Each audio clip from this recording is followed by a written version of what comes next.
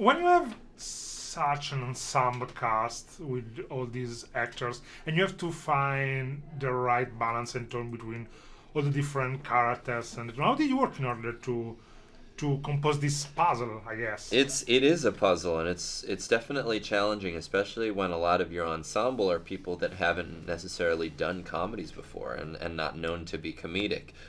What I think works in that sense is that we're really straddling the two genres that we're trying to evoke with this film, thriller and comedy.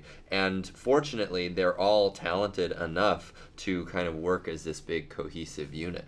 Which has been the funniest scene to shoot in the movie, and on the other hand, which has been the most difficult one? The bullet removal was very funny at the time because it involved a prosthetic, and she's cutting into this thing, and it just there's a lot of room for, and that squeaky toy. There's a lot of room for funny sort of things to go wrong in that kind of a scene. The hardest technically was probably that egg toss sequence, just because we shot it to look like a single shot, and it took a day and a half for that 90-second sequence. It was just it was more elaborate than it needed to be, but we wanted to do it because you don't see a scene like that in a comedy very often. Actually, Jason Bateman saying that was the funniest scene to shoot, the one with the with the of course, Game Night is a comedy thriller, but it also sometimes handles and talks about family issues, for example, Right. the rivalry between these two brothers. How do you work in order to find the right balance between the comedy, but also more deepful things like that? Mm-hmm. Yeah, I mean, I think we wanted to have a strong emotional core to this film, because it allows you to care about the characters, and that only serves to amplify the comedic moments as well.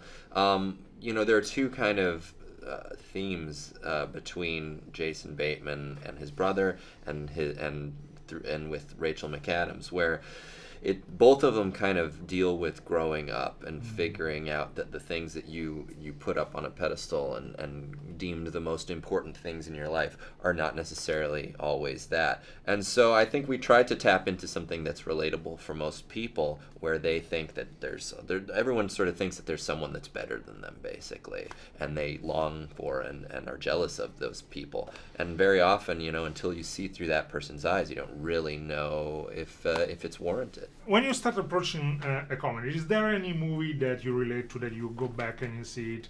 Or is there any movie which inspired you in some way in order to compose Game Night?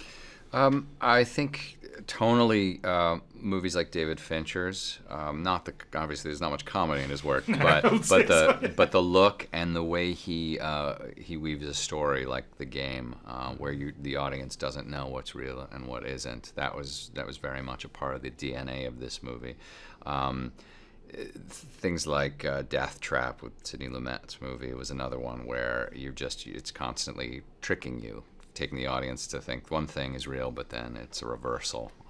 There's a number of really great sort of thrillers, not a lot of comedic thrillers, and that's why we're kind of excited for people to see this. Yeah, comedically, I think the biggest tonal comparison would be Horrible Bosses, in that it's very dark. It deals with like a legitimate death, and has Jason Bateman. Yeah, that was another very good comedy. And now Flashpoint is gonna come.